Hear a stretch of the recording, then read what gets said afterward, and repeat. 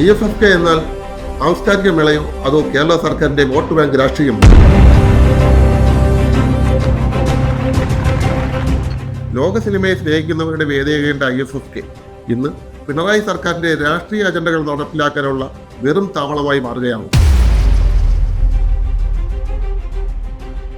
ഉദ്ഘാടന ചടങ്ങിൽ ഗാസ അംബാസഡറെ മുഖ്യ അതിഥിയായി എത്തിച്ചത് എന്തിന്റെ അടിസ്ഥാനത്തിലാണ്? 2 മാസം മുൻപ് മാത്രം കേരളം സന്ദർശിച്ച് മുഖ്യമന്ത്രിയുമായും CPM നേതൃത്വമായും അടുത്ത ബന്ധം സ്ഥാപിച്ച ഒരാളെ സാംസ്കാരിക വേദിയുടെ മുൻനിരയിൽ പ്രതിഷ്ഠിച്ചത് വഴി സർക്കാർ ലക്ഷ്യമിടുന്നത് കൃത്യമായ വോട്ട് ബാങ്ക് പ്രീണനമാണോ? സിനിമയെ ഒരു രാഷ്ട്രീയ ഉപകരണമാക്കി മാറ്റി ഒരു പ്രത്യേക വിഭാഗത്തെ സുഖിപ്പിക്കാനാണോ ഇവിടെ ശ്രമം നടക്കുന്നത്? 19 പലസ്തീൻ സിനിമകൾ ഉൾപ്പെടുത്തി പ്രത്യേക വിഭാഗം തന്നെ ഒരുക്കിയത് വഴി സിനിമയോടുള്ള സ്നേഹമല്ല, മറിച്ച് സർക്കാരിന്റെ രാഷ്ട്രീയ താല്പര്യങ്ങളാണ് പുറത്തു വരുന്നത്. കേന്ദ്ര സർക്കാർ സിനിമാ മേഖലയുടെ വളർച്ചയ്ക്കായി സുതാര്യമായ നിയമങ്ങളും സെൻസർ മാനദണ്ഡങ്ങളും നടപ്പിലാക്കുമ്പോൾ അവയെ അട്ടിമറിക്കാനാണോ കേരള സർക്കാർ ശ്രമിക്കേണ്ടത്? സിനിമകൾ പ്രദർശിപ്പിക്കാൻ കേന്ദ്രത്തിൽ നിന്നും ലഭിക്കേണ്ട സെൻസർ ഇളവിനായി അപേക്ഷ നൽകേണ്ടത് കൃത്യസമയത്താണ്.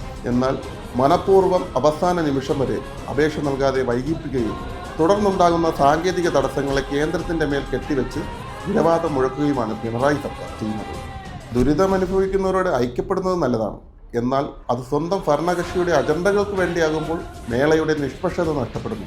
ലോകോത്തരമായ പല പ്രധാന വിഷയങ്ങളിലുള്ള സിനിമകൾ തഴയപ്പെടുകയും രാഷ്ട്രീയ താല്പര്യമുള്ളവയ്ക്ക് മുൻഗണന നൽകുകയും ചെയ്യുന്നത് ഒരു അന്താരാഷ്ട്ര മേളയുടെ വിശ്വാസ്യതയെ തന്നെ തകർക്കുന്നതാണ്. ഇന്ന് ചലച്ചിത്ര അക്കാദമി ഒരു നാഥനില്ലാ കളരിയായി മാറിയിരിക്കുന്നു. മേളയ്ക്ക് നേതൃത്വം നൽകേണ്ട അക്കാദമി ചെയർമാനാകട്ടെ സുഖയാത്രയ്ക്കായി വിദേശത്തുമാണ്. അന്താരാഷ്ട്ര തലത്തിൽ ശ്രദ്ധിക്കേണ്ട ഈ മേളയെ നയിക്കാൻ ഒരു ആർട്ടിസ്റ്റിക് ഡയറക്ടറെ പോലും നിയമിക്കാൻ സർക്കാരിന് സാധിച്ചിട്ടില്ല. IFFK എന്നത് ഒരു രാഷ്ട്രീയ പാർട്ടിയുടെയോ സർക്കാരിൻ്റെയോ സ്വന്തം സ്വത്തല്ല. അത് ലോക സിനിമയെ സ്നേഹിക്കുന്ന മലയാളിയുടെ അഭിമാനമാണ്. ആ അഭിമാനത്തെയാണ് രാഷ്ട്രീയ ലാഭത്തിനു വേണ്ടി പിണറായി സർക്കാരും ചലച്ചിത്ര അക്കാദമിയും പണയം വയ്ക്കുന്നത്. ലോകം ശ്രദ്ധിക്കുന്ന ഒരു മേളയെ ഇത്രയും അപക്വമായി കൈകാര്യം ചെയ്യുന്നവർക്ക് ചരിത്രം ഒരിക്കലും മാപ്പ് നൽകില്ല.